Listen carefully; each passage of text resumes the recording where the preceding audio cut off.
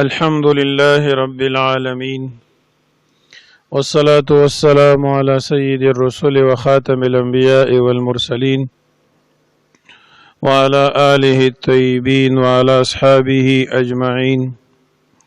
وعلى كل من تبعهم بإحسان إلى يوم الدين. أما بعد، أعوذ بالله من الشيطان الرجيم. بسم الله الرحمن الرحيم. يا أيها الذين آمنوا أطيعوا الله وأطيعوا الرسول وأولي الأمر منكم، فإن تنازعتم في شيء فردوه إلى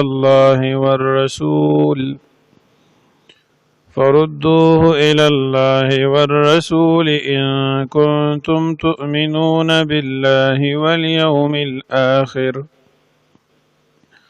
ذلك خير وأحسن تأويلا.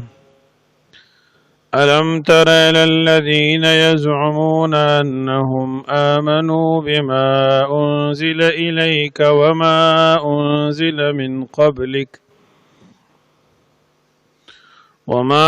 أنزل من قبلك يريدون أن يتحاكموا إلى الطاغوت وقد أمروا أن يكفروا به، ويريد الشيطان أن يضلهم ضلالا بعيدا. وإذا قيل لهم تعالوا إلى ما أنزل الله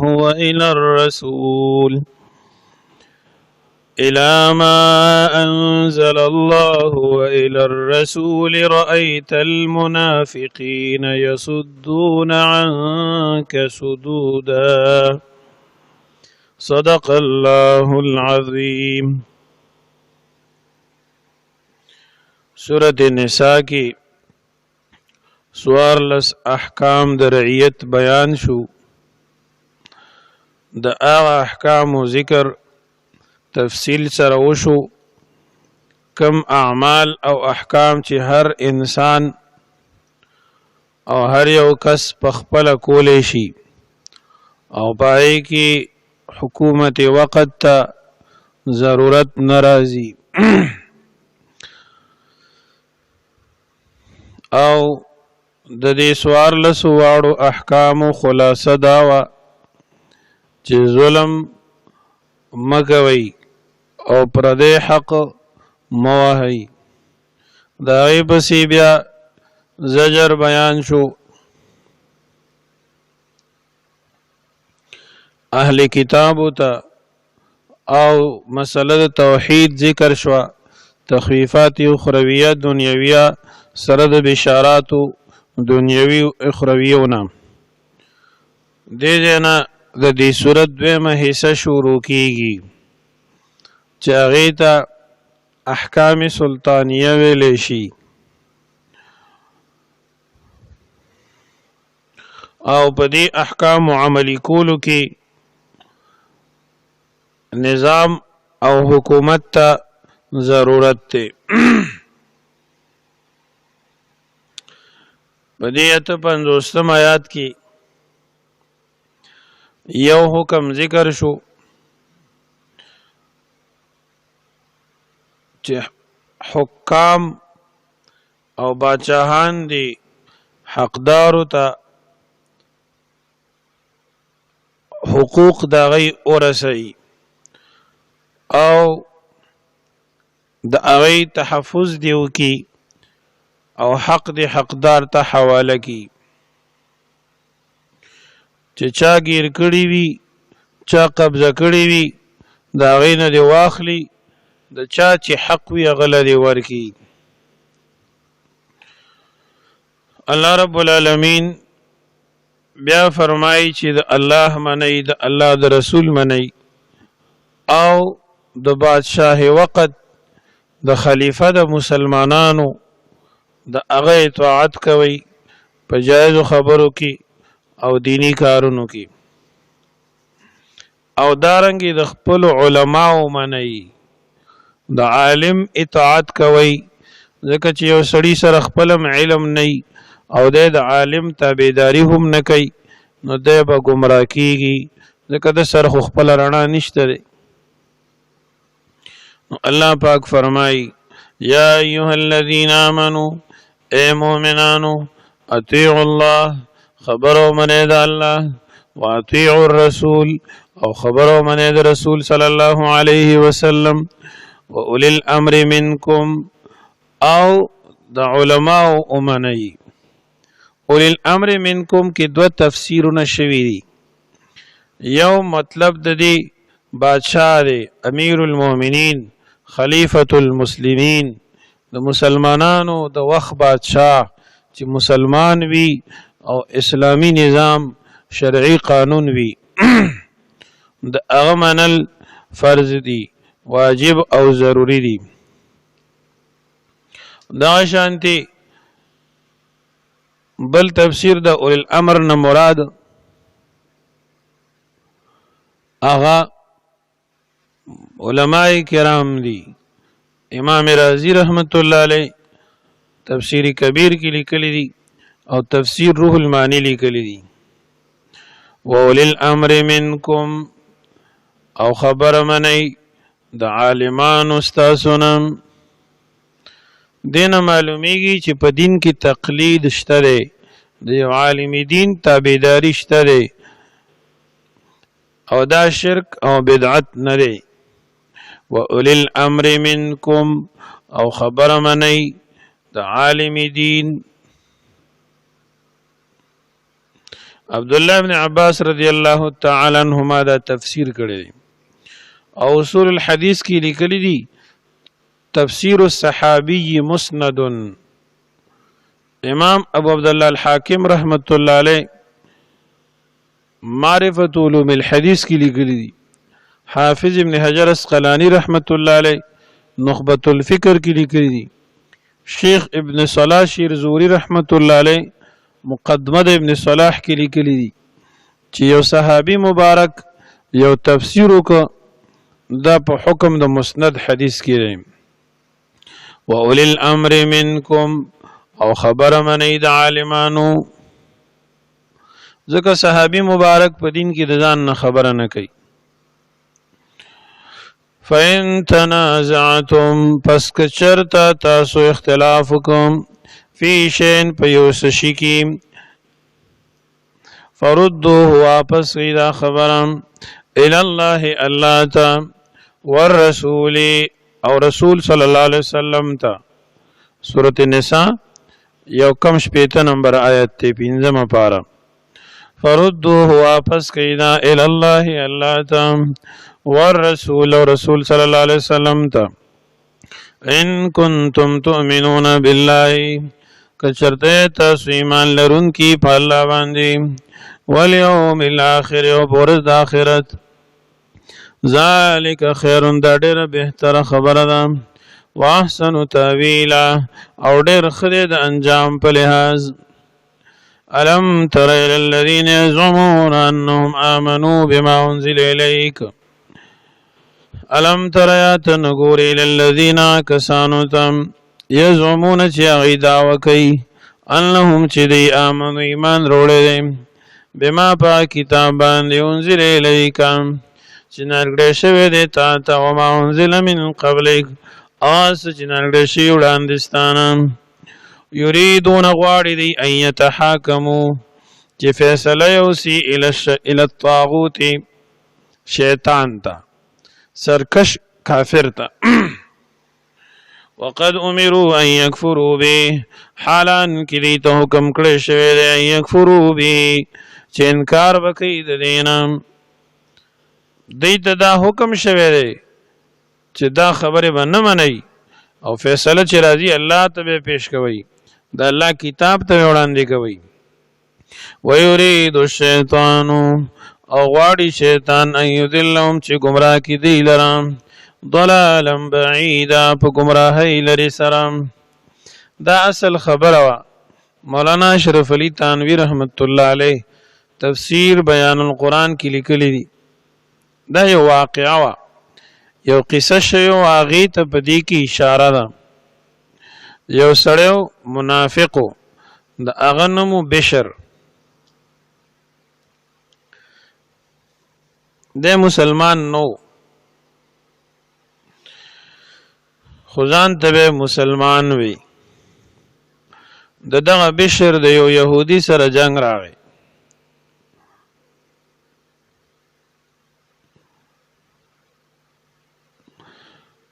نو دې سړی د يهودي د منافق بشر ته وی راځه چې دا فیصله ستاسو پیغمبر محمد صلی الله علیه وسلم ته یوسو او پاغه باندې جوړو کو دغه يهودي ورته وی چې ستاسو په پیغمبر به دا فیصله وکړو منافق ورته وی نه ستاسو مشر د کعب ابن اشرف هغه لزو دغه د خو مسلمان نو کنه او يهودي ته خو پته نه و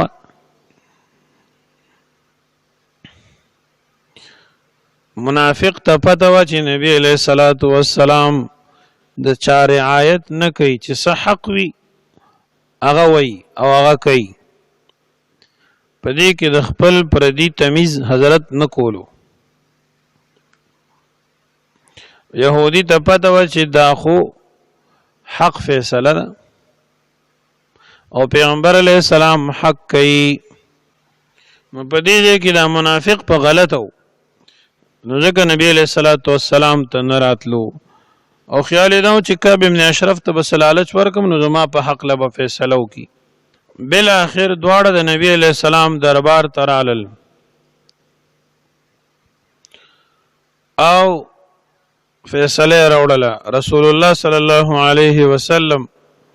چې د دواړو بیان وریدو نو فیصله د يهودي په حق لا وکړله او يهودي غالب شو او منافق ناراض شو او دا ماته منظور نه ده يهودي ته وی راځه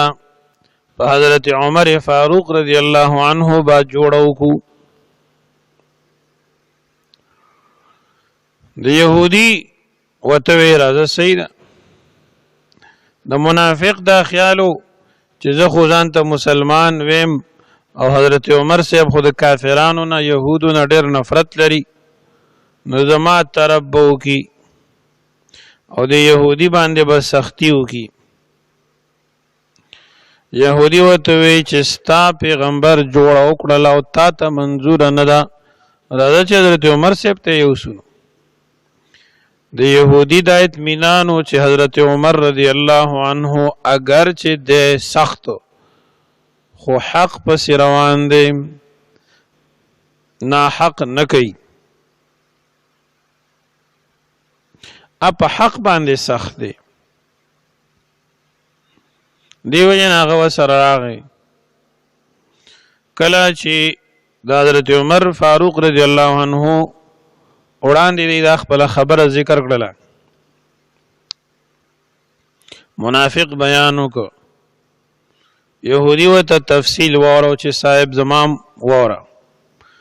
دا فیصله چې کوم شوی دا اول محمد رسول الله صلی الله علیه وسلم کړی دا خود د په اطمینان نشته دی هغه فیصله کړی دا خود دې په راضی نه دی وی چې عمر فاروق له خبر وړو نو زو سر العالم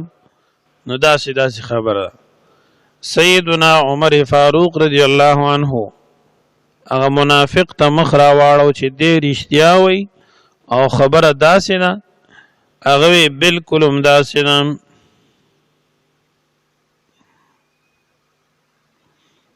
عمر رضی الله عنه وته فرمایل خصبرو کوي زر اعظم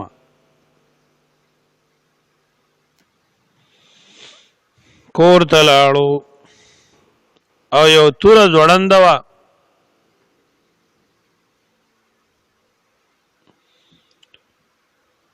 هغه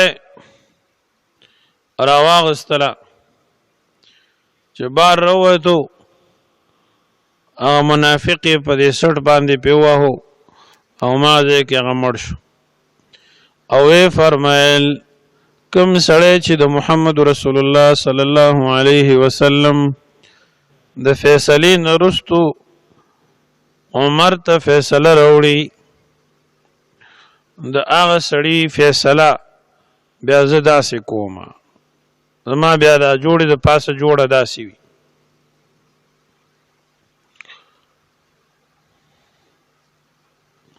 د هغه منافق رشتہ دارو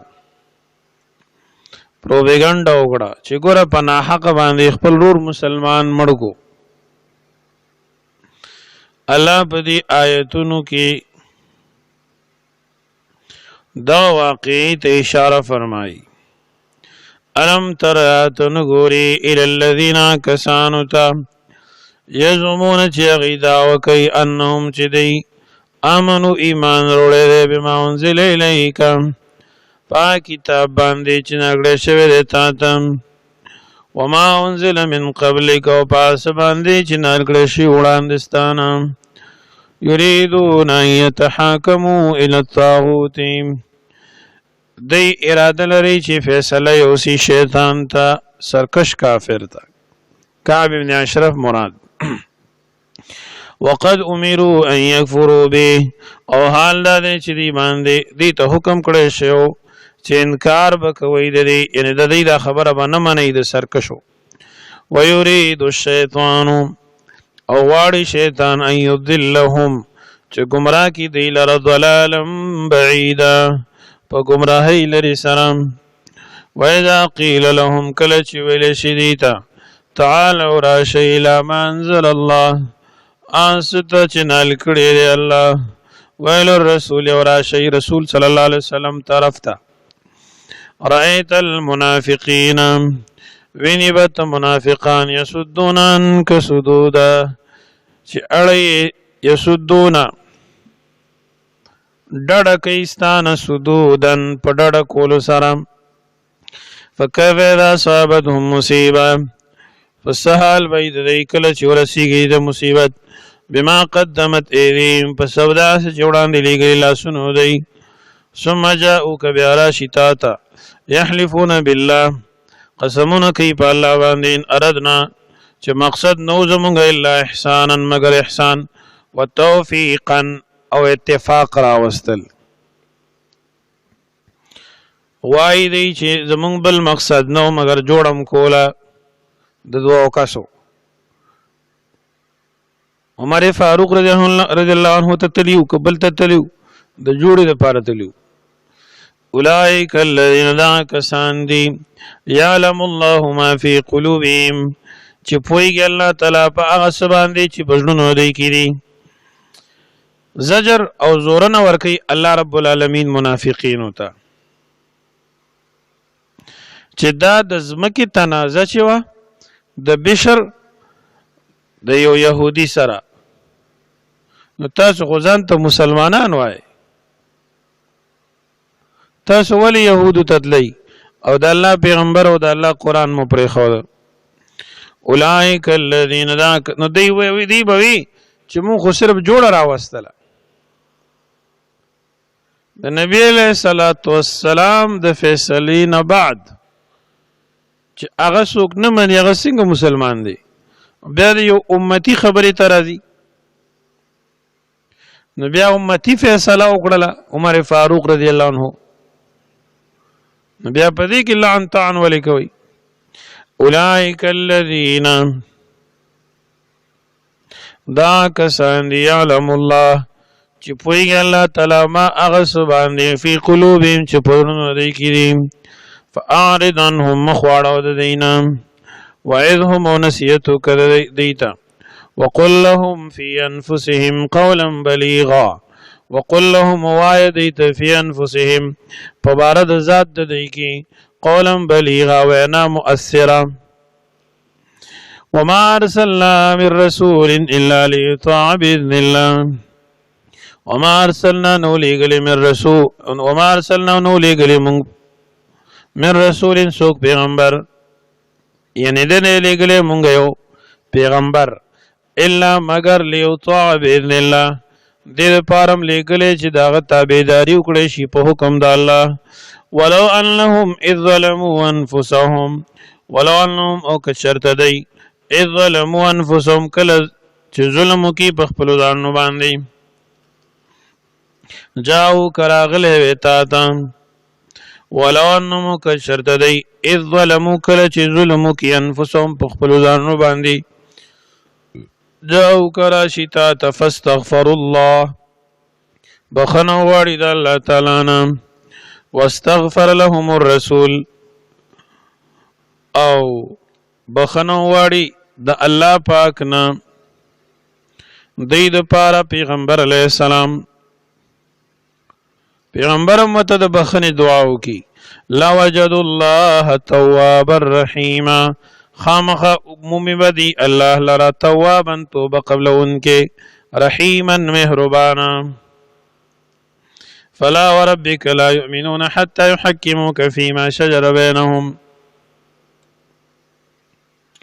ولو انهم اذ ظلموا انفسهم جاءوك فاستغفروا الله.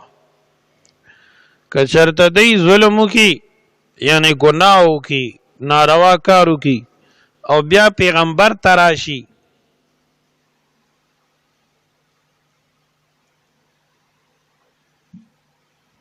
او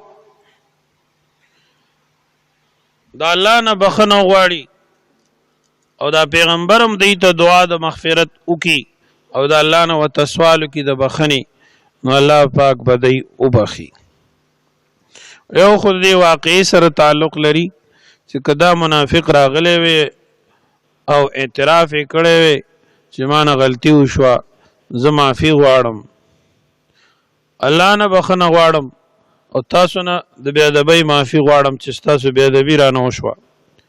او پیغمبر ورته دعا کړې وي نو الله به دې بخلی. دا خو د واقعي سره ربط مناسبت شو. خدا آیت عام دی د پیغمبر علیه السلام په ژوند کې هم دا قانونو او د هغې د وفات نه وروستو هم عام دی. اوس که یو سړی د نبی پاک صلی الله علیه وسلم قبر مبارک ته لاړ شي او درود و سلام عرض کی او دا غین وروستو د الله پیغمبر ته عرض وکړي چې یا رسول الله صلی الله علیه وسلم زه ستاسو زیارت ته راغلم دې دپاره چې الله زما ګناه معاف کړي او تاسو ما ته دعا وکړئ چې الله مې وبخي او قیامت کې ستاسو شفاعت زما نصیب شي. نو 200 کتابونه د فقه 200 معتبراتو د فقه دا جزیه راوړې د استشفاع عند قبر النبی صلی الله علیه وسلم دا بالکل جائز دا. ذکر رسول الله صلی الله علیه وسلم په خپل قبر مبارک کې ژوندی دی په برزخی حیات سره د دنیا زندگی تیر شوی ده الته یو اعزازي ژوند ورکړی دی الله نبی پاک صلی الله علیه وسلم ته داسې شان سره چې د هغې په دنیا کې کوم وجود مبارک جسم مبارکو هغه جسم مبارک سره د روح تعلق دی او نبی کریم صلی الله علیه وسلم د خپل قبر په خوا کې چې څوک درود او سلام وایي یا استشفاع وکي طلب د شفاعت وکي نبی پاک صلی الله علیه وسلم یې برای راست په خپل اوري. مولانا عبدالحی لکھنوی رحمت الله علیه مستقل کتاب لیکلی دی او احادیث یې راوړي دي د رسول الله صلی الله علیه وسلم د قبر زیارت دا مستقل د شفاعت ذریعہ ده. رسول الله صلی الله علیه وسلم فرمائی من زارنی بعد وفاتی فکأنما زارنی فی حیاتی چا چې زما د قبر زیارتو کو د وفات نرستو دا داسې دا لکه چې زما زیارتو کی په ژوند باندې رسول الله صلی الله علیه وسلم فرمای کوم سړی چې زما د قبر زیارت وکي وجبت له شفاعتي واجب دی د قیامت په ورځ دې سړي د پاره زما شفاعت. روایاتو کې راغلي چې چا حج وکړو او زما د قبر مبارک زیارت یې ونه کړ، نبی پاک صلی الله علیه وسلم فرمای دې سړي ما سره بے وفایي وکړله، فقد جفانی د ما سره بے وفایي وکړله. علامه تاج الدین سبکی رحمت الله علیه مستقل کتاب لیکلی دی شفاء السقام فی زیارت خیر الانام صلی الله علیه وسلم، او پای کې هغه مستقل روایات راوړي دي، احادیث راوړي دي. تفسیر ابن کثیر او ټول مفسرین معرف القرآن وغیرہ دلته یو واقعه لیکلی ده چې د نبی علیہ السلام دنیا ته پرده کېدو نه سورج بعد یو باندې چی راغی، یو اعرابی راغی. ام المؤمنین عائشہ رضی الله تعالی عنها ته عرض وکړه چې ما ته دا کوټه کولاو کا په کومه مبارکه کوټه کې چې د رسول الله صلی الله علیه وسلم روزه مبارکه ده اغي کولاو کو ده. نو د نبی علیہ الصلوۃ والسلام د قبر په خوا کې د په جړا شو او عرض وکړه ولو انهم اذ ظلموا انفسهم جاءوك فاستغفروا الله واستغفر لهم الرسول لوجدوا الله توابا رحيما. یا رسول الله د الله پیغمبره ما ته د قران دا آیت معلوم شو چې الله فرمایي کله چې دین زیاته او شی او تا تراشی او د الله رب العالمین نه معافی غواړي او پیغمبر مت دعا وکي نو الله به توبه قبول کړي. یا رسول الله په دې غرض زم راغلم چې ما ته دعا د مغفرت وکي. په جړا شو د نبی پاک صلی الله علیه وسلم په قبر باندې پرې وته د ډیر غم نه. فنودي له من القبر انه قد غفر لك، د قبر نو تاواز وشو چې الله ستا ګناه او بخلا خدای پاک ته معاف کړي. سبحان الله. نو ټیک ته په سند د محدثینو بدا واقع برابر نه وي، خو د تفسیر ټولو کتابونو راغسته ده. د تفسیر پر روایتو کې راغلي د تواتر ته په اندازه د مفسرینو رسیدلی ده. یو د محدث سند وی، یو د مفسر وی، یو د مورخ وی، یو د فقها وی، د کی تفصیلات کړي دي علماء اصول. په دې وجه مفسرینو دا واقعا د آیات په ذیل کې لیکل دا احادیثو کې د دې لپاره اصل او بنیاد شته. فقها جزئیات د فقه کې د فقه کتابونو کې کتاب المناسک کې کتاب الحج کې دغه مسائل ذکر کړي دي. په دې بنیاد داسې قسمه روایت اگر چې فردن یو روایت به ضعیف وي خو تایید د صحیح روایت نه او د فقها او د جزئیات نه بلکې د امت د اتفاقیات او اجماعیات نه اگر اغله نو لہذا دا په استدلال کې پیش کیږي. سیدنا بلال ابن ابي رباح رضی الله تعالی عنہ یوزل خوب صحیح کو اثار السنن کی 336 صفحه باندې بالکل اخیری باب فی زیارت قبر النبی صلی الله علیه وسلم. علامہ نعیمی رحمت الله علیه مستقل باب تړلې زیارت د قبر د نبی پاک صلی الله علیه وسلم. نو سیدنا بلال رضی الله بارک راضی چې هغه په خوب کې رسول الله صلی الله علیه وسلم صحیح کو. نبی علیہ الصلوۃ والسلام د وفات نرستو د خوب لیدو د شام ته تلو. نبی پاک وته او فرمایل ما هذه الجفه یا بلال، اے بلال دا دون بے وفائی کېته. اما آن لک ان تزورنی یا بلال ستاړه نه کیږي چې زما زیارت وکي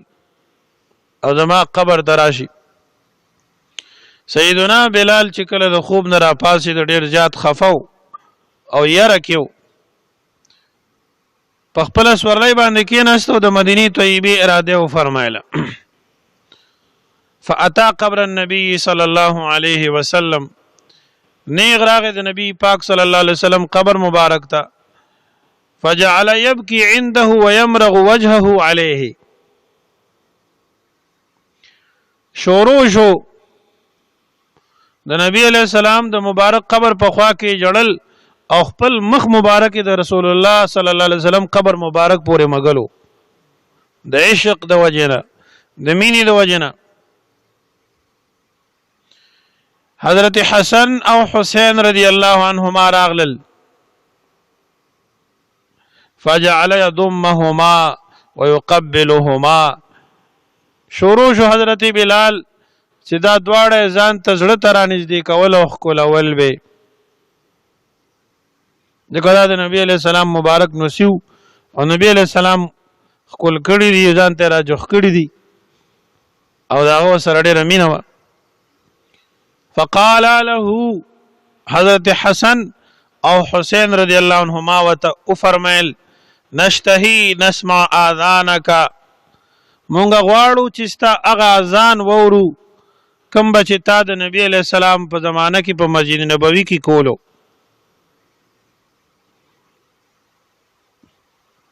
نو حضرت بلال رضی الله تعالی عنه د جمعه چت ته اوخته او په کوم ځای کې بچې د نبی کریم صلی الله علیه وسلم په زمانه کې اذان کو په هغه ځای باندې ودرېد او شروع شو اذان شروع ک الله اکبر الله اکبر.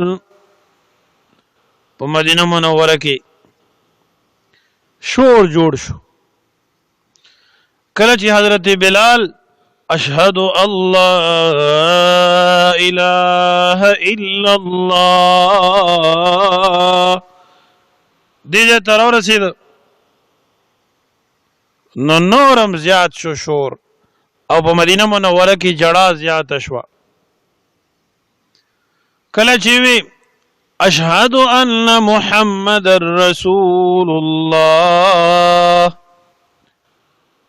زنانه د کورون نروتی او جړلې او وی آیا د خدای پیغمبر دوباره را ژوندې شو مونږ ته خو د نبی علیہ السلام زمانہ یاد شو. حضرت بلال نوراوی وی حضرت ابو الدرداء رضی الله عنه په دغه ورځ دومره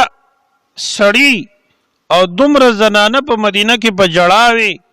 چې په زندګۍ کې چا دومره جړه بل ورځ باندې نه ولیدلې چې دومره سړی او زنانه جاړي. رواه ابن عساکر رحمه الله وقال التقي السبكي اسناده جيد. شیخ تاج الدین سبکی رحمت الله علیه شفاء السقام کې وایي سند جيد دی. نو ګوره حضرت بلال د شام نه راغلی دی او مستقل سفر یې کړی دی زیارت د قبر د رسول الله صلی الله علیه وسلم دپاره او نبی علیہ السلام مته خوب کې حضور شوی او ګلیت یې کړی وه د مینې او د محبت. دیو جنا عبدالله ابن عمر رضی الله تعالی عنہما فرمائی رسول الله صلی الله علیه وسلم فرمائی من زار قبری وجبت له شفاعتی چا چې زما د قبر زیارت وکړو واجب شو دې سړي دپاره زما شفاعت. رواه ابن خزیمه فی صحیحه امام ابن خزیمه په صحیح کې روایت کړی دی. اصول الحدیث کې دا مسله ده چې کوم محدث د خپل کتاب نوم صحیح ولیکي د هغې مرویات صحیح وي. صحیح ابن خزیمه والدار قطنی والبیهقی وآخرون امام دار قطنی روایت کړی امام بیهقی مو نور محدثینو و اسناده حسن او سند حسن دی. نور محدثین دې ته حسن وای. امام ابن خزیمه رحمت الله علیه په نزد صحیح دی. په دې حدیث باندې بعض خلکو اشکال کړی دی چې دا ضعیف دی، لیکن امام تاج الدین سبکی رحمت الله علیه په دې تفصیل کړی دی او د دې رواتو چانبینی کړی دی او بیا دا فیصله کړی چې دا حدیث حسن دی. بیا د تاج الدین سبکی رحمت الله علیه رد علامه ابن الهادی حنبلی رحمت الله علیه کړی دی چې د حافظ ابن تیمیه رحمت الله علیه شاګردو. الصارم المنکی د سبکی صاحب رحمت الله علیه رد کړی دی. نو ابن علان صاحب پاسې او د تاج الدین سبکی رحمت الله علیه د کتاب رد چې ابن الهادی کړو د ابن الهادی رحمت الله علیه د کتاب رد کو او نومي ورک المبکی.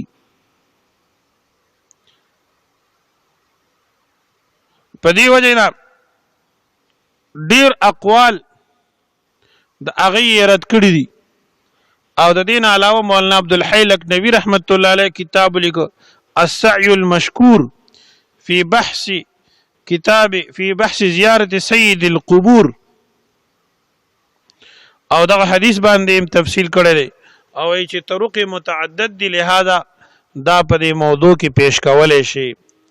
علا کل حال د نبی علیہ السلام د قبر زیارت یو لوی نعمت ته الله کریم دې موږ تاسو ټول ته بار بار نصیب کړي. فاستغفر الله بخنه طلب کی د الله نه، واستغفر لهم الرسول او بخنه غواړي د الله نه دی د پاره پیغمبر، لوجد الله توابا رحیما خامخه وبمدي الله پاک توبه قبل انکه مهربانا. فلا وربک لا یؤمنون دا سندم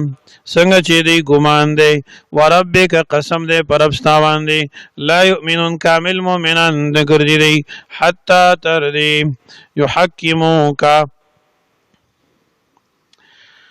فلا وربک فلا دا سندا وربک او قسم می پر ابستا باندې، لا یؤمنون مؤمنان نه دی حتا تر دی یحکموک چې حاکم وګرځي تعالی پیغمبره فیما په بار دا سکی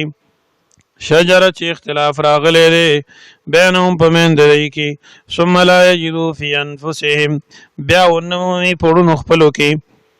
حرجن تنگی مما دا سد وجنا قضیت چې تا فیصله کړی دا ویسلمو تسلیما او ویمنی په پورا منلو سره. دا به علم مسلمانی چې د الله او د رسول په فیصله باندې راضي او یو سړی چې د الله او د رسول په فیصله راضي نه دا مؤمن نه دی. ولو اننا كتبنا علیهم او کچر فرض کوم په دې باندې. دا قاعده ده په نحو کې چې لفظ د قسم وي یا صرف قسم وي او دې نمخ کې کم ما راشي یا لا نو دا زائد وي. نو په قران کریم کې زائد لفظ نشته دی، نو علماء اصول التفسیر دي ته مقحم وي، سوق وتعسل خطیب وي تأدبا. ولو اننا كتبنا عليهم کچری فرض کړیو مونږ په دې باندې دا خبره ان اقتلوا چې وجنی انفسکم ځانون خپل او اخرجوا یاوذی من دیارکم د کورونو خپلونه ما فعلوه نو وکړه دا کار دی ما فعلوه نو وکړه دی لره الا قلیل منهم مگر لګو کسانو دینا. ولو انهم فعلوا ما يعذون به او کچری کړه دی هغه سوچ دي ته په نصیحت کې راشي لکان خیر لهم نو خامخا دا بهتر و دی لپاره واشد تثبیتا او ډیر زیات د استحکام او د پختوالی د ایمان ذریعہ وا واشد او ډیر زیات وا تثبیتا ذریعہ د پختوالی د ایمان د دی. واذا لاتیناهم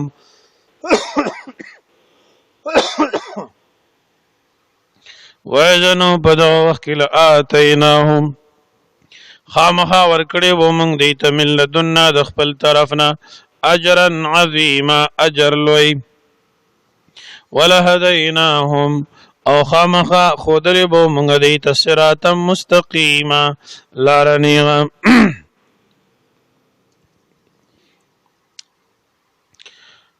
ومن يطع الله اسوک چې خبره منی د الله او رسول او رسول صلی الله علیه وسلم فاولئک دا کسان مع الذین دا کسانو سره دی انعم الله علیهم چې احسان کړی الله تعالی باغی باندې من النبیین یعنی پیغمبران دا من بیانی دی یعنی پیغمبران و صدیقین صدیقین ستوي صدیق د ولی الله هغه اخري مرتبه ده د ولایت هغه اخري مرتبه چې دا غي نه بعد بل مرتبه نشته ده په ولایت رئیس الصدیقین ابو بکر صدیق رضی الله تعالی عنہ ده او داغه نه بعد په هر دور کې او په هر وخت کې صدیقین پیدا کی. صوفیا وی بزرگان دین وی صدیق هغه چاته وی من لا يخالف قاله حاله وحاله قاله هغه سره چې د هغه وینا دغه د حال نه خلاف نه وي او حال د وینا نه خلاف نه وي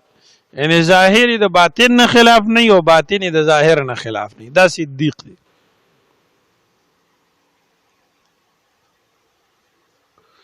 والشهداء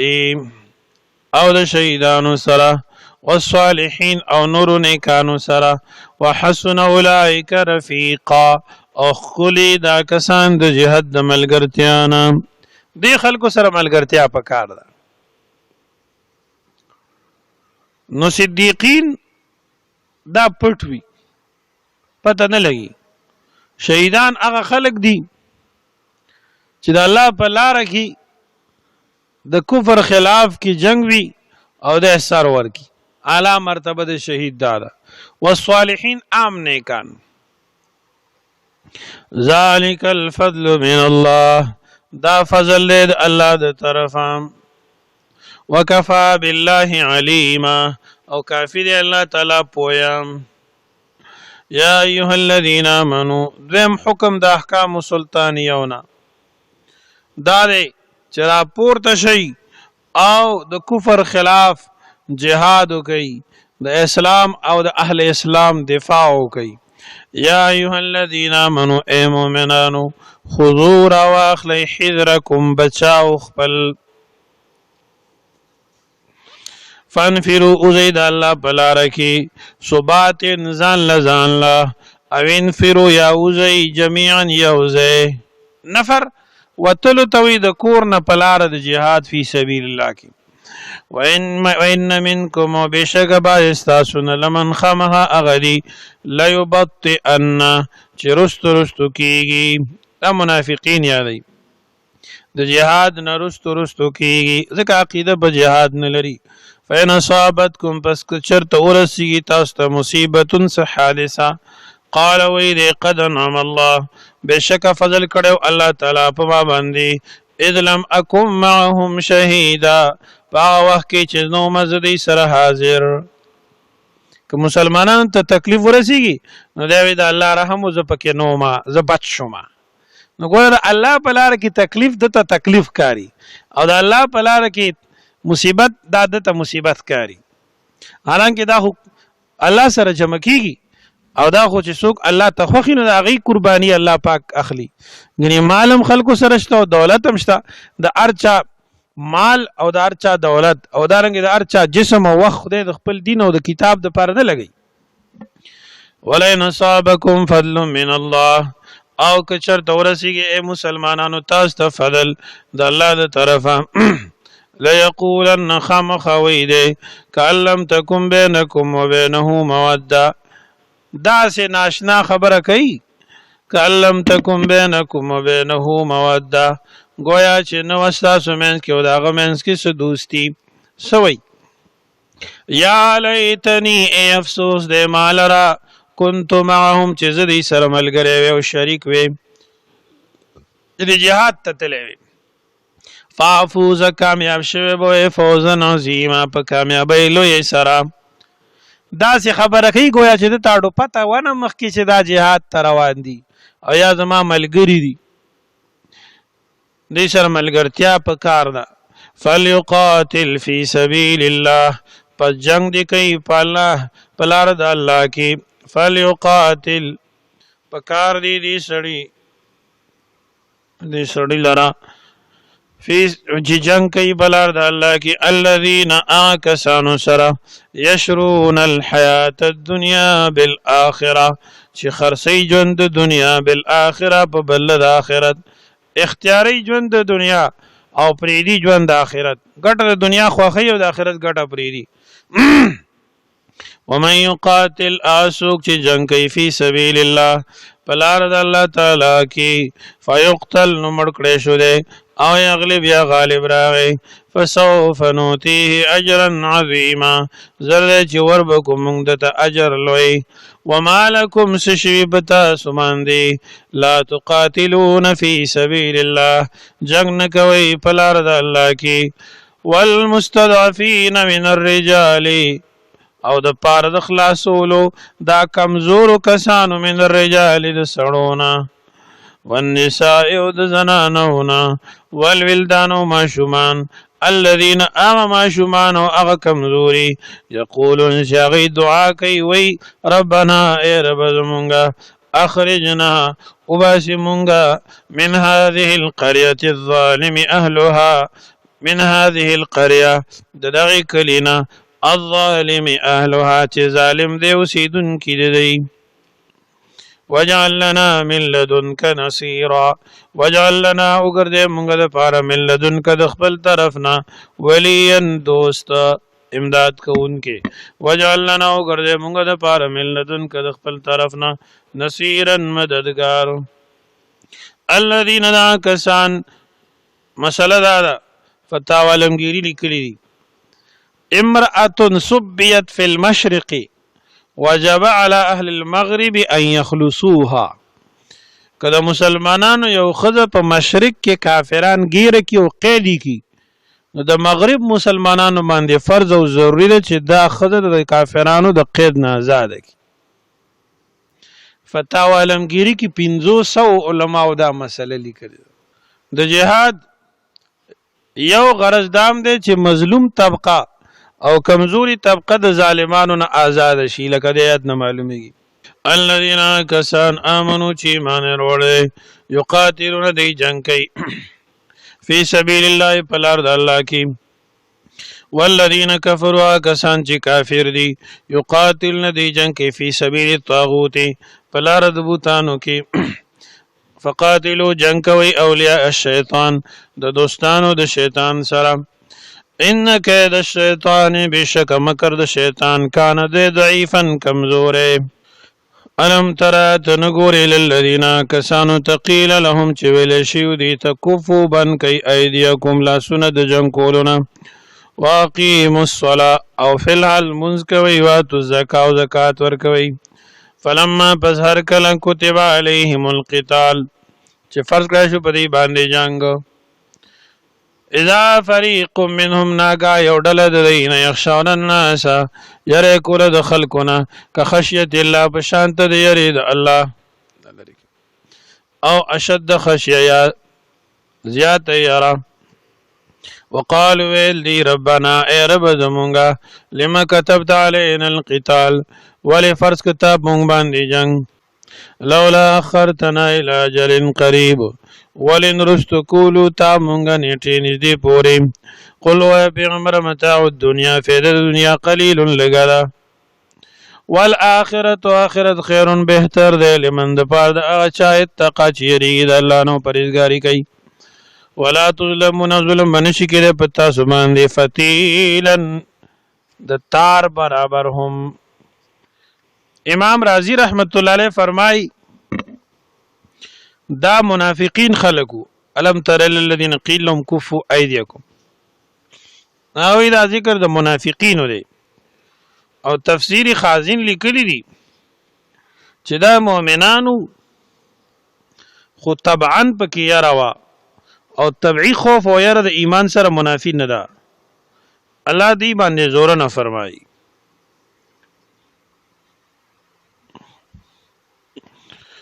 اینما تکونو یدرککم الموت، کم ځای کې چې تاسو مومي به تاسو له مرګ، یدرککم الموت مومي به تاسو لره مرګ، یعنی تاسو باندې به مرګ راځي. ولو کنتم اگر چې تاسو فی بروج په قلاګانو مشیدت مضبوطو کې یا اوچتو کې، وان تصبهم کورسیږي ته حسنة ښه حالت، یقول وایدی هذه من عند الله، دا د الله د طرفه، یعنی اتفاقا ښه حال راغی نو. وان تصبهم کورسیږي د منافقینو ته سیئة څه تکلیف، یقول وایدی هذه من عندک، دا ستا د لاسه. قل او یا پیغمبره کل من عند الله، ارسد الله د طرف دی. فما لهؤلاء القوم، سشوی دی قوم لرا، لا یکادون چې نږدې نه دي یفقهون چې پوشي حدیثا په خبره. تفسیر ابن جریر دلته یو واقع لیکلی ده او دا ابن کثیر هم لیکلی ده او معرف القرآن هم وایي چې مرګ راځي نو هغه څوک بیا نشي واپس کولی. پخوا دور کې یو سړی و په یو لاره باندې روانو، نو هغه ځای کې یو بل کس راووتو، داسې تیزه تیزه سره ګرځېدو. وایي څه چل دی څه کې؟ وایي زه د کور کې خادم یم او اور ګورم. اور پخوا خو تیلو ډبلي نه نو سکروټ کې به خلکو یو بل نه راوړلې. دې کور کې یو ماشومه جینۍ وشوه، اور بلولو ته ضرورت دی. نو هغه کس ورته وایي چې ښه جینۍ وشوه، دا جینۍ چې دا به سلو کسانو سره زنا کوي، د هغې نه وروستو به د دې مرګ د جولاګي نه وي. سړی لاړو، نیک سړی و، کشف والا و. دا خادم واپس کور ته راغی چې دې نه دونه غټه فتنه جوړېږي، راشه اوس یې نه فیصله کړه. هغه ماشومه داسې کټ کې امور اچولې وه، د چاړه راواغېستل او په دې خېټه کې ښه رسا رسا یو څو ګزاره وواله، ښه ډېر ګزارونه یې ورکړه. تیره بیره دې چاړه وویسته، لاړو دوی خپلې کې دوی پردی کې. امور یې راپاڅېده، دا ماشوم یې راوچته کړله او د هغې درمل دارو درمل یې وکړه، خېټه یې وله وګنډله، الله جوړه کړه. څه ډېر وخت بعد دی واپس وطن ته راغی، نو ډېرې پیسې ګټلې وې. داسې وشوه چې یو ښځې ته وایي چې ما له واده وکړه او داسې داسې جینۍ راله وکړه. دا هلکان ډېرې خبرې کوي دې کې، تاسو ته پته ده. یو بوډا ښځه د ده د رشتې دپاره ګرځېده، دوی کور ته راله. دا جینۍ لویه شوې وه، پیغله شوې وه او ډېره حسینه جمیله وه. نو لهذا دوی چې دا جینۍ وکتله، خبره برابره شوه او هغه جینۍ ورکړله. د واده په ړومبۍ شپه چې دواړه ملو شو، د خپلې کې خبرې کولې ښځې او خاوند. دا جینۍ د خاوند ته وایي چې ته څنګه اچانک را پیدا شوې او دونه ډېرې پیسې او مال حال او زما ستا دا واده شو، دا ته چېرته تللی او ستا څه قیصه ده؟ دا ورته وایي چې ما په بچپن کې یو کور کې خدمت کوو، نو هلته یو ماشوم وشوه، نو ما اور تلاش کو. یو سړی په لاره تېرو راته وایي چې دا جینۍ به د سلو کسانو سره زنا کوي او اخره کې بیا مرګ د جولاګي نه وي. نو وایي زه دننه شوم، هغه ماشومه مې مړه کړه او بچاړه مې وواله راوواله، لاړم وتښتېدم. دونه وخت رکم دا دی اوس رالم. وایي ښه، وایي جینۍ چې تا په چاړه والې وه په کټ کې پرته وه نو مولوده. وایي او ویا خو مړه شوې نه ده. وای څنګه چلې ولې؟ وای هغه جنې زیمه. وای خاطه هغه دغه متعلق خو بیا ما دوري دلی دي چې دا بسلو سړو سره زنا کوي. دا ته وی چې داسې موریدلی دي. نو هغه جنې ورته وی او زناګانې رانه شوي دي شمار ما ته معلوم نه دی خو اوس مې توبه ایستې ده. بیا ورته وی چې د هغې نه مې د هغې باره کې مې دا اورېدلي چې د دې مرګ به د جولاګي نه وي. نو دا ښځه ورته وی چې زه په چړو مړه نه شم نو جولاګي به ما څنګه مړه کړي. مجبورا وخت تېرېدو دې سړي دې سره ډېره مینه وه. د اوبو د پاسه دې له یو شیش محل جوړ کو، د شیشو یو کوټه چیرې جولاګي ورته راونه رسېږي. نو دوی یو ځل په دې شیش محل کې ناست وو، یو جولا را داخل شو. دا جینۍ د کټ نه را کوزه شوه. دا دی که نه چې تا وې د دې نه ستا مرګ دی ولګه چې د ځان نه مخکې کړم. نو پونجه یې پې داسې راخ کړه، هغه مړ شو. د هغه مړ کېدو سره خپله لشه هغه جولاګي د دې د پونده کې دننه کړې وه، په د هغې نه مړه شو. اینما تکونو یدرککم الموت ولو کنتم فی بروج مشیده. جولاګي دلته څنګه ورسېدو او بیا د دې لشه کې څه شی و چې دا پونده یې وله داسې کړه چې ټول وجود یې زهریله شو مړه شوه. دا د الله نظام دی. امام مجاهد دا کیسه کړې ده رحمه الله. معرف کې دی ځای کې مفتی شفیع صاحب لیکلي دی آیت نه معلومیږي چې پوخ کور جوړول چې کوم پکې ضرورت دي دا د اسلام سره منافي نه دی. قرآن نه معلومیږي دا د دې د معنی یو ضرورت دی. وَإِن تُصِبْهُمْ حَسَنَةٌ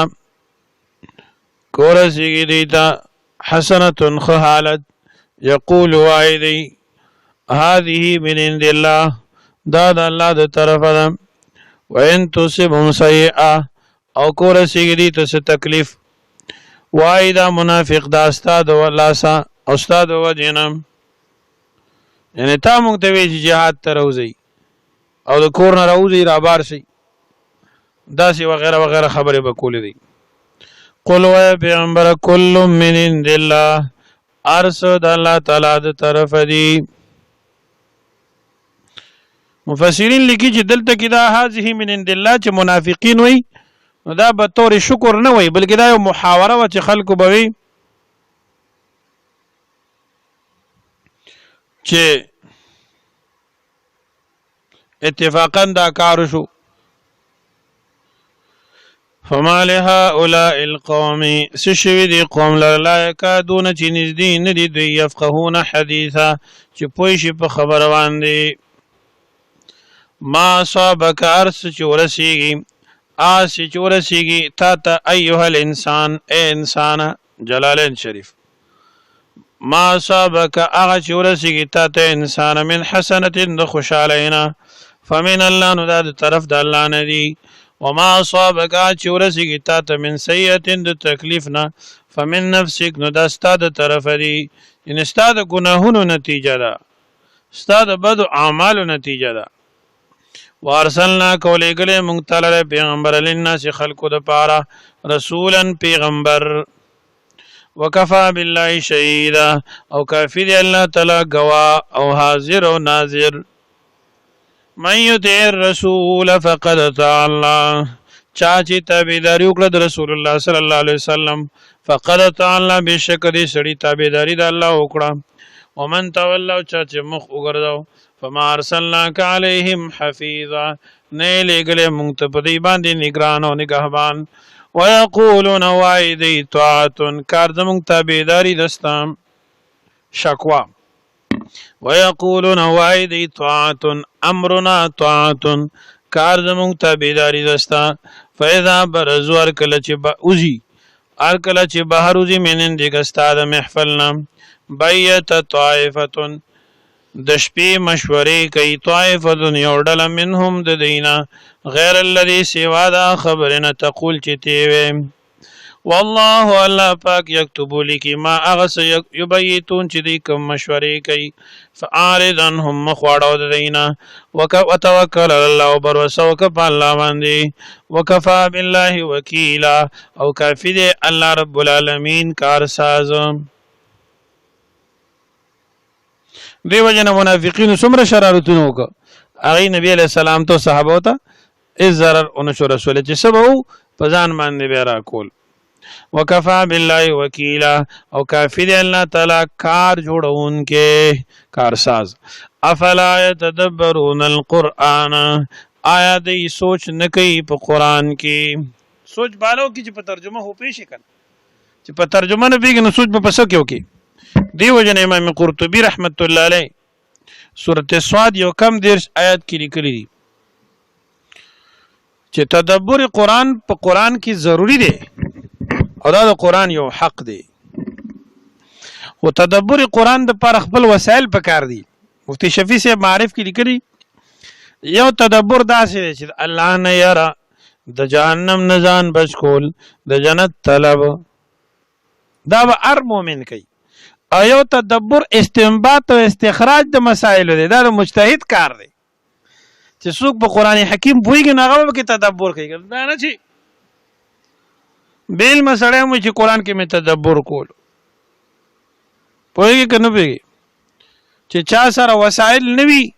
نغه سیارو ته خطې شي چا سره چې وسایل نوي نو هغه لاندې سمندر ته کوزیدې شي چا سره چې وسایل نه اندر پایا او پوړی نه لسم چت ته خطې شي دغه شان چې د تدبر او د فکر ماده چا کې نه قران حدیث علوم عالیه نور عقلیه نه ورزي او قران کې څنګه سوچ کوي په کوم ځای کې سوچ کوي پانیش ماری کټو ته ګوري سي نو د عام مسلمانانو لکه مونږ تاسو د دې زمانه عالمان دا غي غور فکر دار چې الله سویلی چې دا عمل کې راولي جنت ته دغه د لپاره تیارې وکي دوزخ دی دغه نه ویریږي دا تدبر بار سوک کوي افل دی وجنه د ترجمه ویل ډیر لوی ثواب دی احادیثو کې راغلي چې چا د قران یو آیت اولوستو بغیر د ترجمه د 100 رکعاتو نه زیات ثواب الله ورکړي او چا چې دغه آیت سره د ترجمه اولوستو یا بل آیت خو یو آیت د ترجمه سره ولولي نه 100 رکعاتو نه زیات ثواب دی سنن ابن ماجه کې روایت دی او د قران ترجمه کول کې سړی کې د خدای نه یاره پیدا کیږي او تقوا پیدا کیږي او د قران کریم انوارات او برکات د ته خدای متوجي کوي افلا تدبرون القرآن آیا دی غور فکر نه کوي په قران کې د لپاره چې د واضح شي دا د الله کلام دی ګورز غلطي پکې نشته ولو کان من عند غیر الله کشری دا قران مجید دا الله نه سیوا د بلچا د طرفه لوجدو خامخ مندل بودی پای کی اختلافن ګډوډ او تفاوت کثیرن ډیر هر کله چې بده کې اختلاف نشته دی نو دا دلیل دی چې دا د الله کلام دی سورته صاد یو کم دیرش کې راځي سوره صاد یو کم دیرش آیت کې درشتم پارا کتاب انزلناه الیک مبارک لیدبروا آیاته ولیتذکر اولو الالباب کتاب دایو کتاب دے عظیم الشان انزلناه نازل کړه موږ تعالی را سورۃ صاد درشتم پارا یو کم دیرش آیت کتاب دا قرآن مجید کتاب دے عظیم الشان انزلنا نازل کړه مونږ دی لرا الیک کتابان دی مبارکن برکتون والا کتاب دے مبارک تفسیر مدارک لیکلی دی د دې استعمال لازمی هم کیږي متعدی هم کیږي مبارکن کثیر الخير کثیر النفع کتاب دے برکتی کتاب دی دا برکتونه د خپل ویون کی تا خپل اوریدون کی تا خپل لوستون کی تا خپل زدکون کی تا خپل خادم تا ورکی بابا د شاه منصور فرمای مبارکن قارئه مبارکن عالمه مبارکن طالبه مبارکن سامعه مبارکن خادمه. برکتی دے طالب علم ددی، برکتی دے خادم ددی، برکتی دے اوریدونکو ددی، برکتی دے عالم ددی، برکتی دے لوستونکو ددی. مبارکن د ډیر خیر او د ګټې کتاب دی. روایاتو کې راغلی دي چې د چا په کور کې یو لور وي او هغه د قرآن مجید فقط الفاظ لولي، د دې کورنۍ و پشتو پورې الله رزق فراخه کوي. و پشته و سوه کال الله په دې باندې د رزق تنګسه نه راولي. مبارکون د خیر و برکت کتاب دی. لیدبروا آیاته نازل شوی دی د پاره چې تدبر کی دی پایتونو د دې کې ولیتذکر اولو الالباب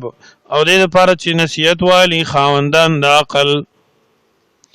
امام قرطبی الجامع لاحکام القرآن 15 جلد کې لیکلی دي وفي هذا دلیل علی وجوب معرفت معانی القرآن. په دې آیات کې دلیل دی چې د قرآن معنی د کل لازم دي پکار دي. ودلیل علی ان الترتیل افضل او دام دلیل دی چې لګ لګ ویل خو صفا ویل صحیح ویل دا بهتر دی په منډه منډه ویلو نه چې تدبر او غور پکې نه وي. پوهیږي ولیتذکر او دې دپاره چې نصیحت والی اولو الالباب خاوندان د عقل یعنی عمل پیو کی. تفسیر بیان القرآن لیکلی. وَإِذَا جَاءَهُمْ کله چراشی زجر منافقینو ته کله چراشی دوی ته امر یو خبر من الامن د امن او الخوف یا د یری اذاعوا به مشهور کی دی اغی لرا خوری کی میډیا والا وګوره کنه ګوري موري نه رښتیا دي که درو خوري دا منافقانه رویه ده. تحقیق نه کې او په خلکو کې خوف او هراس خوري. وَإِذَا جَاءَهُمْ أَمْرٌ مِّنَ الْأَمْنِ کله چې راشي دي ته خبره د امن او الخوف یا د یری اذاعوا به خوري دی اغی لرم په خلکو کې. ولو ردوه که شرط واپس کړی وی دی دا خبره الى الرسول رسول صلی الله علیه وسلم تا وإلى أولي الأمر منهم او اغا خاوندانو د امر ته د دینا. اولی الامر نمرات فقها و مجتهدین دی. لعلمه الذین خامخا پیشی و بدی باندې کسان یستنبتونه منهم چې تحقیق کوي د دینا. استنبتونه چې استنباط کوي د دې خبرې منهم د دینا.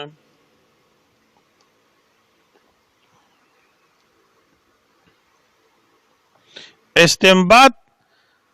په لغت کې وایي د ځمکې د ته نه رایستل د اوبو د ځمکې لاندې تل نه چې اوبه راوباسي لغتا دې ته استنباط وایي. په اصطلاح د اصول فقه کې وایي بذل الطاقة من الفقيه في تحصيل حكم شرعي ظني چې یو مجتهد فقيه د دین را پاسي او په قرآنی آیت کې یا نبوي حدیث شریف کې غور فکر وکي او یو مخفي مسله تیر او باسي دي ته استنباط وایي. استنباط د مجتهد کار دی دار چا کار نه دی. مجتهد چاته وایي؟ مجتهد هغه سړی چې قرآن او سنت فقه اصول فقه حدیث عقاید علوم عالیه صرف نحوه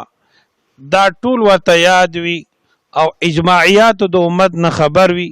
دا تعریف ته د مجتهد حضرت الامام شاه ولی الله دهلوی رحمت الله علیه الانصاف فی بیان سبب الاختلاف کې کړی دی. وإلى أولي الأمر منهم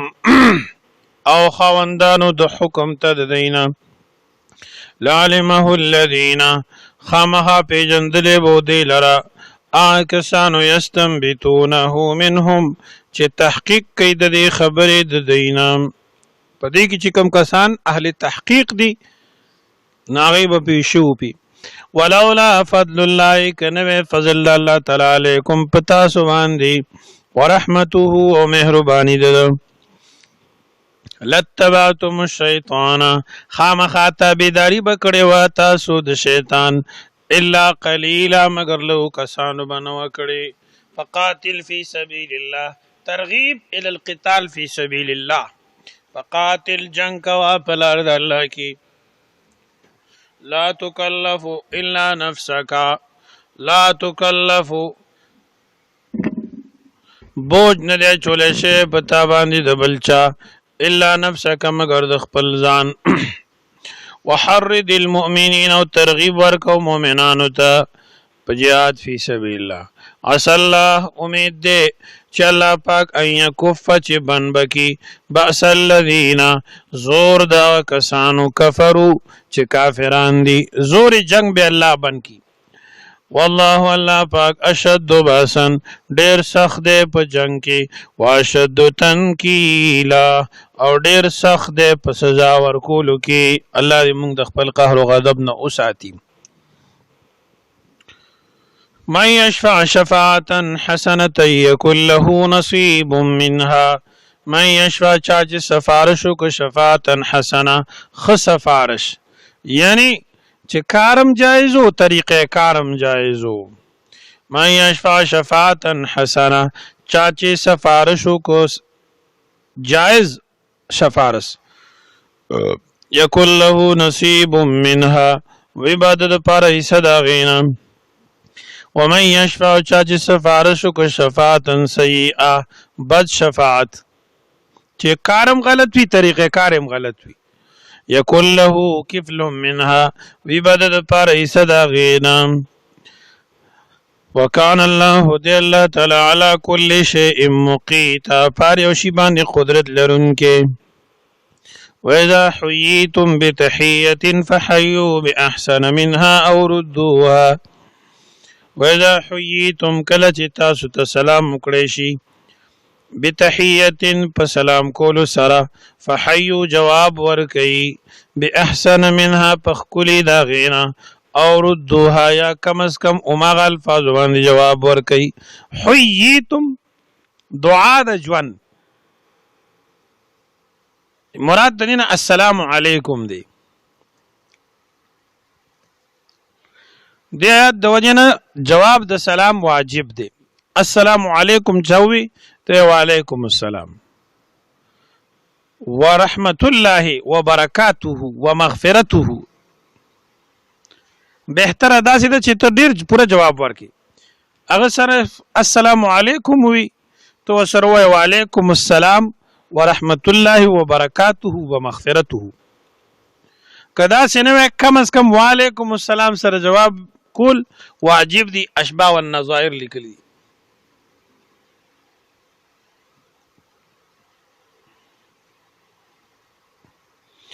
او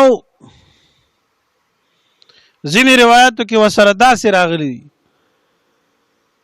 د ابو داود په روایت کې ومغفرته اضافه راغلي ده نو السلام علیکم لسنی کې ورحمت الله شلنی کې وبرکاته دیرش نه کې ومغفرته سلويخ نه کې وطيب صلاته امام اهل سنت مولانا سرفراز خان صفدر صاحب رحمت الله علیه دا اضافه را نقل کړی دا چې جن د حدیث په کتابونو کې دا راغلی دا وطيب صلاته چې وینو 50 نه کې الفاظ منقولونه زیاتی ټکی نشي ویلې بس وطيب صلاته هم راغله روایتو کې بازو کې او مشهور دا السلام علیکم ورحمت الله وبرکاته ومغفرته ان الله بشک کان الله پاک کان دی علی کل شیء حسیبا پر شی باندې حساب ورکوونکې الله پاک رسول الله صلی الله علیه وسلم فرمایي چې تاسو کور ته دن کیږئ سلام اچوي قران کې مراغلي دي واذا دخلتم بيوتا فسلموا على انفسكم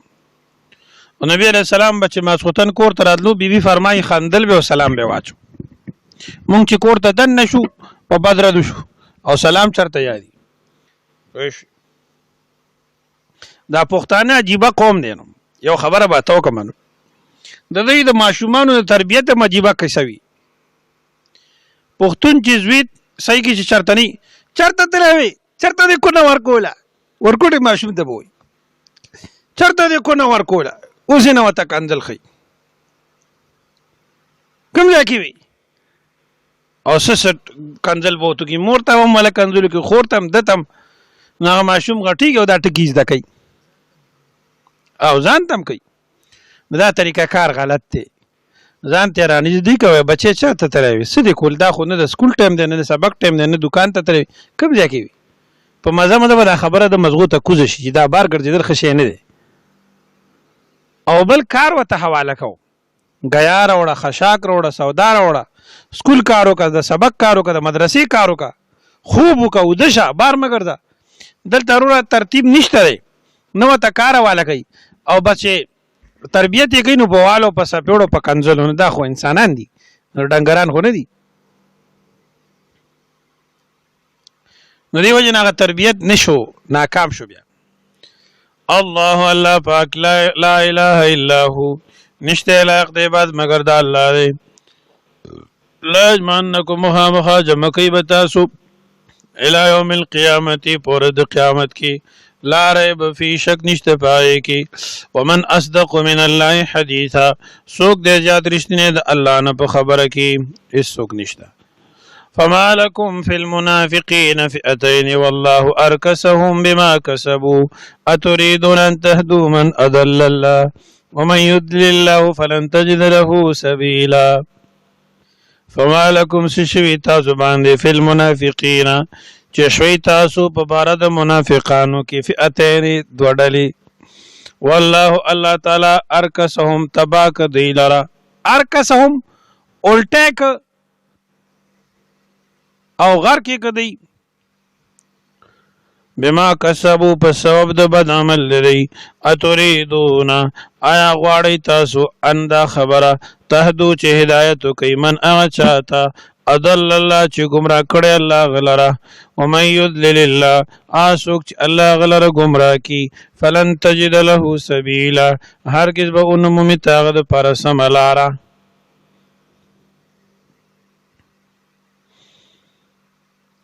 ځینې جاسوسان د نبی علیہ السلام په خدمت کې رالل او کلمه ویلا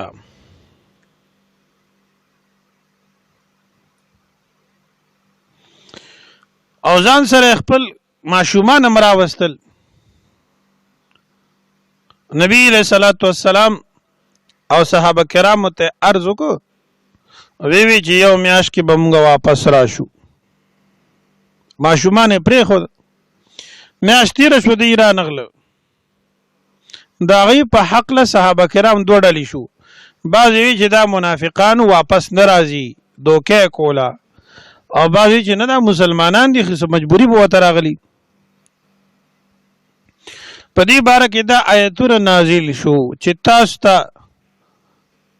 دا کوم خلک راغلیو نو دا منافقین او په کار دا چې تاسو په دې کې اختلاف اونې کوي.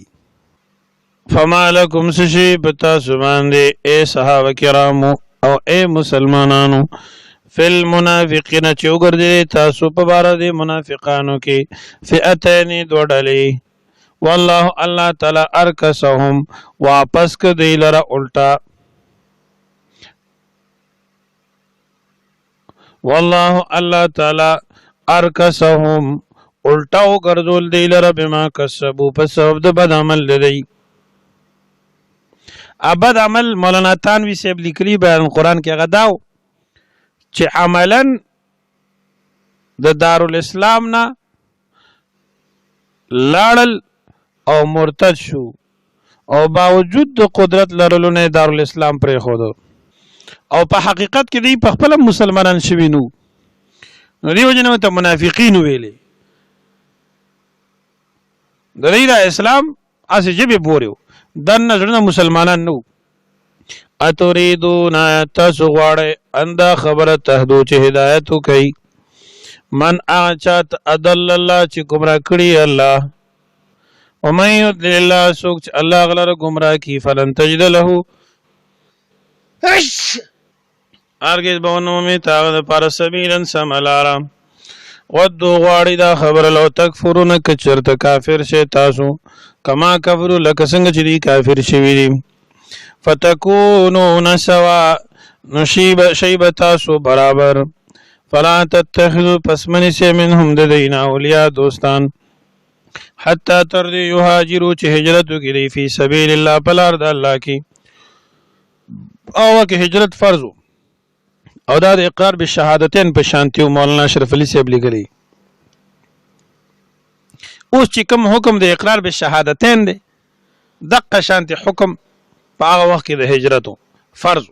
فإن تولوا پس که شرط دی مخواړی فخذوهم پس اونیسی دی لرا وقتلوهم مړکئ دی لرا حیث وجدتموهم کم ځای کې چې ومومئ تاسو دی لرا ولا تتخذوا منیسی منهم د دین ولیا دوست ولا نصیرا او نه مددګار إلا الذين يصلون إلى قوم بينكم وبينهم ميثاق إلا الذين مگر کسان يصلون چیزی او پیوس کی إلى قوم یو داسې قوم سره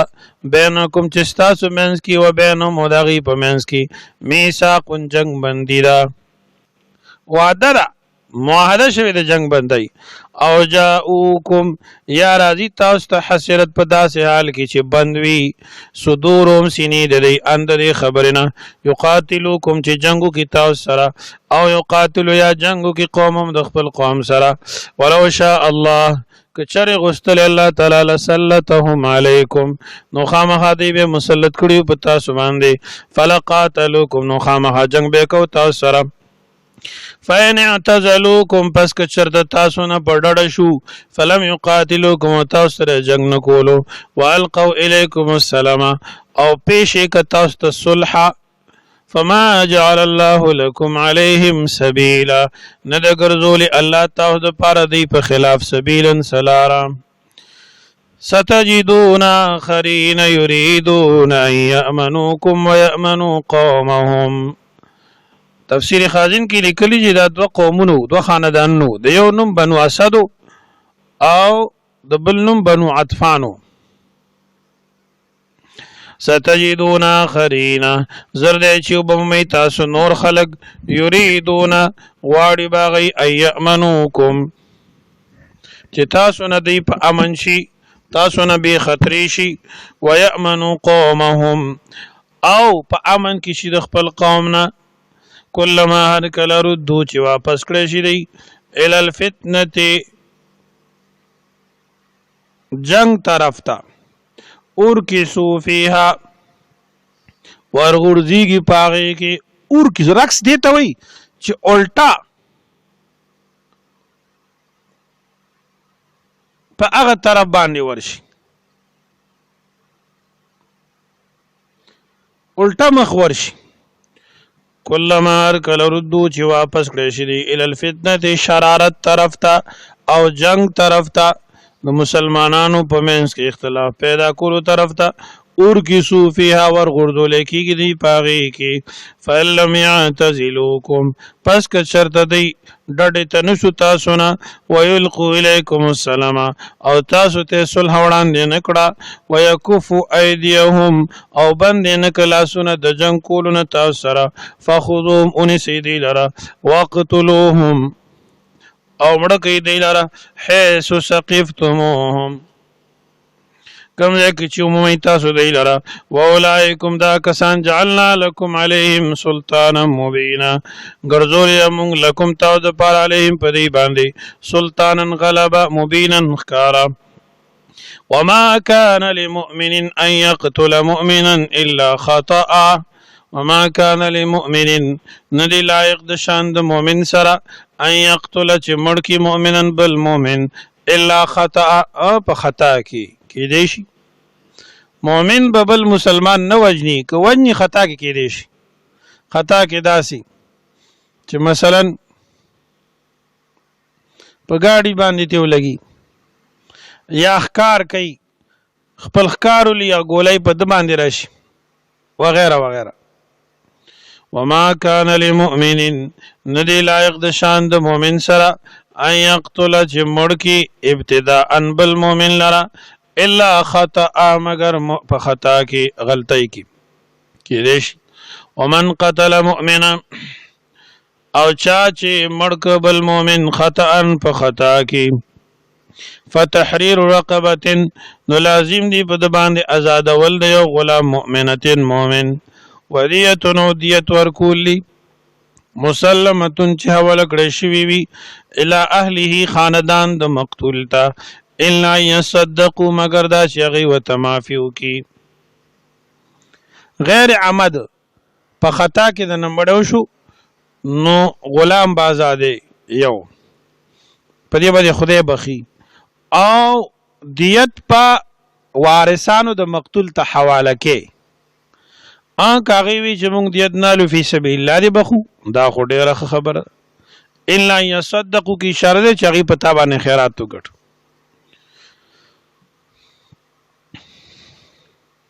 فإن كان من قوم عدو لكم کچری وو دا مقتول دی او د سی قوم نه چې هغه ستاسو مخالف او دشمن دی کافر وهو او دا مقتول مؤمن پخپل مؤمنو فتحرير رقبه مؤمنه نو آزاد ول د یو غلام مؤمن دی. وان كان من قوم بينكم وبينهم ميثاق او کو دا مقتول یو د قوم نه چې تاسو د غي مینس کی جنگ بندي وا فدیه حواله کول د دیت فدیه ور کول د دیت مسلمه چې حواله کړی شي له اهله خاندان د مقتول ته وتحرير رقبه مؤمنه او آزاد ول یو غلام مؤمن دی. فمن لم يجد اسوک چې وسی نوی فصيام شهرين متتابعين غلام نشي آزاد لکه دې زمانه کې غلامان ستم نه نو روجي بنسي 2 میاشتې پر لپسې په خطا کې چې قتل چاو کو نو خون بها هم ورکي دیت او 2 میاشتې به پر لپسې روزه نسی. توبه من الله دا توبه د الله د طرفه وکان الله دی الله علیما پویا حکیما حکمت والا. ومن یقتل مؤمن او چا چې مړک مؤمن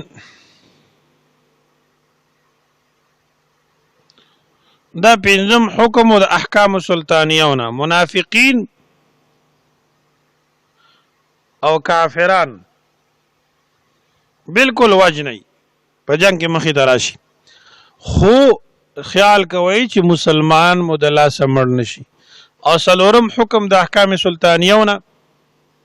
هغه دا چې منافقین کوم چې د مدینه منورې نه بهر تللی دي نور خارونو ته هغه قتلوي او د هغه په قتل کې اختلاف مکوي. فما لكم في المنافقين فئتين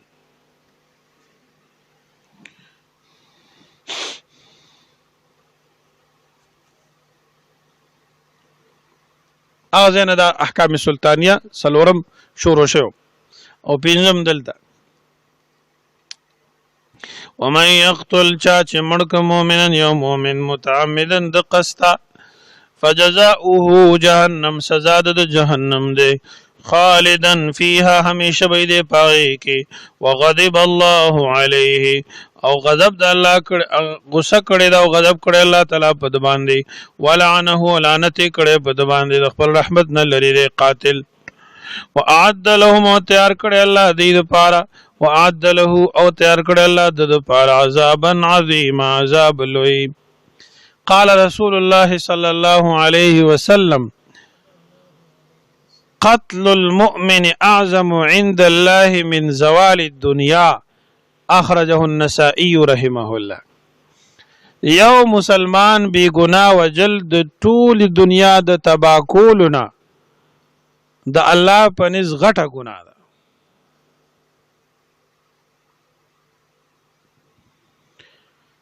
بی گناه مسلمان وجل دا ډېر لوی جرم دی.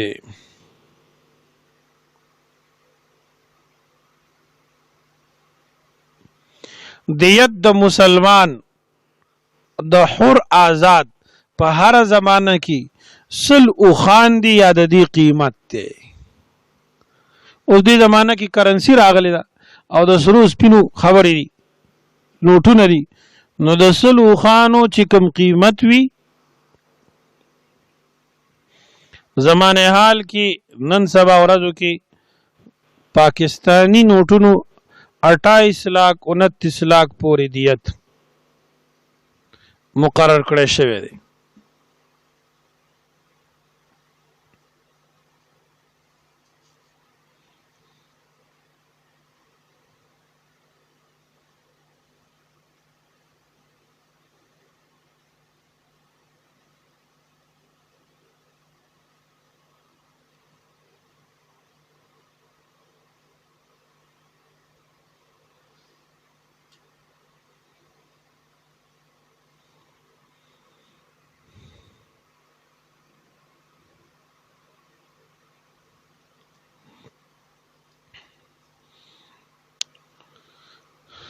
وغضب الله عليه غضب د الله شه په د باندې ولعنه او لعنت کړه په د باندې واعد له عذابا عظیما او تیار کړه د پر عذاب لوی. خالدن فیها الله فرمایي چې دا قاتل په جهنم کې همیشه وي. د دې مطلب څه دی؟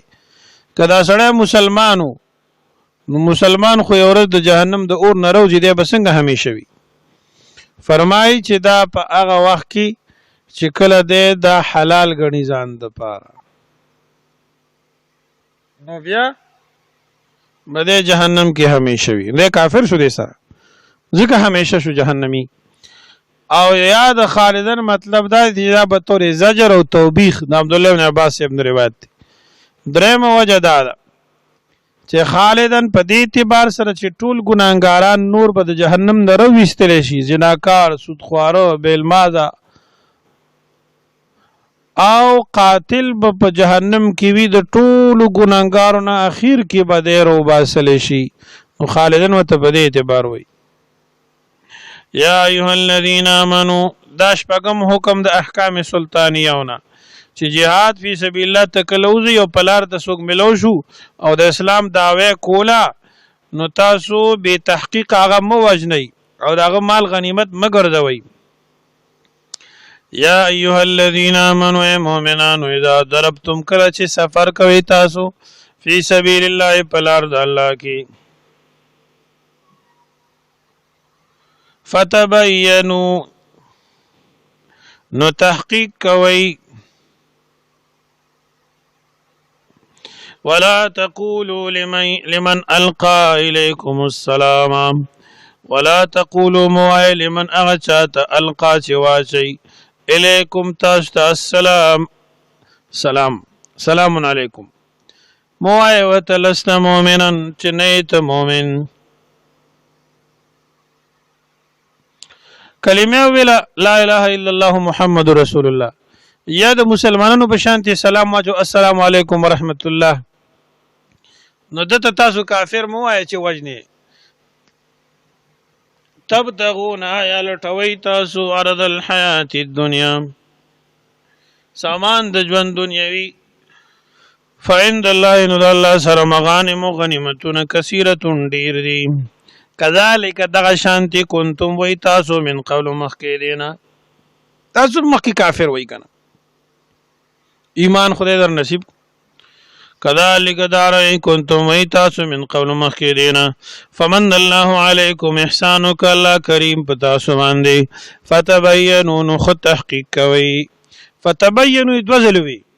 یا ایها الذین آمنوا اذا ضربتم فی سبیل الله فتبینوا التوی او دلته اخر دات کې بیا فتبینوا وی امام قرطبی الجامع لاحکام القرآن کې لیکلی دي چې دې کې دې خبره ته اشاره ده چې د مسلمان په قتل کې ډېر احتیاط پکار دی. ان الله بشک الله کان دې بما تعملن خبيرا پس باندې تاسو کوم عمل کوي خبردار. نو اذا ضربتم فی سبیل الله ویلې دا حکم سفر پورې خاص نه دی پوه شئ دا خاص اتفاقا دا قید لګیدل چې دا واقعه د سره راغلی و چې یو صحابي مرداس رضی الله عنه دا غنمو نو د مسلمانو یا دغه وخت کې مسلمان شو ګډه چيله سرولې د صحابه جماعت چې صحیح کو په دې سلام واچو او پوښتنه توازی کلمه ویلا اسامه رضی الله عنه چې نه د موږ نه ځان بچ کولو لپاره دا کلمه ویلې وه نو هغه مړ کو دلته شهید شو بیا رسول الله صحابه کرام خو لالچ خلق نو کنه نبی اسلام ته خبر واضحه کوله په حدیث ځان پوهیږي ګوره صحابه باندې بدګمانه نشي کدی کی ولایاذ بالله سے خیانت نو بیا خو به نبی اسلام ته خبره نه ذکر کوله کنه خدای غور فکر سوچ دا او دینی طور دی دا ګمانو چې موږ ته د قتل اجازه شته دی پوهیږي نو نبی پاک صلی الله علیه وسلم ته خبر او نبی اسلام ته دا کار تاسو ناجیز کړي هغه کلمه ویله پتا سلام واچو نو دې ته هم کتلیو نو حضرت اسامه رضی الله عنه د الله پیغمبر زما دا خیالو چې دا کلمه په اخلاص باندې نه دا ویلي نبی اسلام تو فرمایل هل لا شققت قلبه تا دا غړ شیر کړو تا دا غړ کتلو ته دنه خبري نو بیا اسامه نو ډیر زیات خفه شو چې دا هما غلط کار کړی او جوړل به پوهیږي به خبره ان الله بشک الله کان بما تعمل خبيرا د استاسو په اعمال باندې پورا خبردار یعنی کوم خلک چې jihad ته نه دي هغه خدای ته معلوم دي لا استوي القاعدون برابر نه دي کسان چې ناستي د jihad فی سبیل الله نه بغیر عذر من المؤمنین د مؤمنانو نه یعنی jihad ته چې څوک نه دي هغه خدای ته معلوم دي څوک دي هغه خدای ته معلوم دي لا استوي القاعدون برابر نه دي کسان چې ناستي من المؤمنین د مؤمنانو نه غیر اول الضرر سیوا د معذورانو نم ولید ضرر خاوندان د ضرر یعنی خاوندان د عذر لکه وډوند وغیرہ ګډو والمجاهدون او مجاهدین فی سبیل الله جهاد کوونکی په لار د الله کې بیا مالیم په خپل مالونو سره وانفسهم او ځانونو سره دا برابر نه دي دا ناس کسان د جهاد نه او کوونکی د جهاد برابر نه دي فضل الله غرواله ور کړی دی الله تعالی المجاهدین جهاد کوونکو ته کسان چې جهاد کوي بیا معلم په خپل مالونو سره وانفسهم او ځانونو سره علی القاعدین په ناس خلکو باندې درجتن په درجاتو وکل وعد الله الحسنى او دواړو سره وکلن کل من القاعدین من المجاهدین والقاعدین وکلن او هر یو سره وعد الله وعد کړی الله تعالی الحسنى کولی وفضل الله غرواله ور کړی الله تعالی المجاهدین جهاد کوونکو سره علی القاعدین پناستو کسانو باندې اجر عظیم د اجر لوی درجات منه ډېری درجې د الله د طرفه ومغفرت او بخشش دی ورحمت او مهربانی ده ډېری درجې دي د ډېرو اعمالو د وجینه اعمال ډېر دي خواري او مهنتونه ډېر دي وکان الله دی الله تعالی غفور الرحیم بخنه کونکه مهربانا اولي الضرر قال العلماء اهل الضرر هم اهل الاعذار امام قرطبي وی دا معذورین یادی